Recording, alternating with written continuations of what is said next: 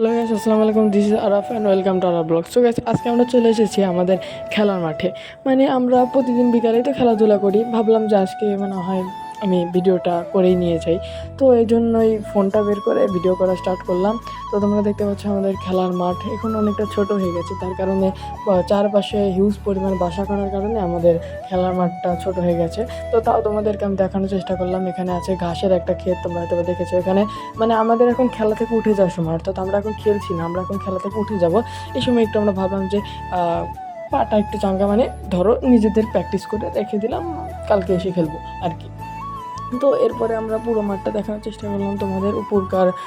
আমি মেঘগুলো তোমাদেরকে দেখানোর চেষ্টা করলাম।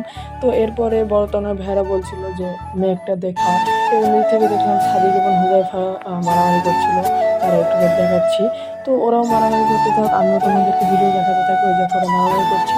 তো এরপরে দেখলাম ঘাসের ক্ষেত, ঘাসের ক্ষেতটা কিছুটা ক্যাপচার করে নিলাম এবং তারপর আমরা মেঘ দেখাতে শুরু করলাম। হাতে আমার আঙুলটা চলে এসেছিলো, ওটাকে তোমরা স্কিপ করো। তো এরপরে আমি আমাকে নিজেকে দেখালাম। তো গাইস, আসসালামু আলাইকুম।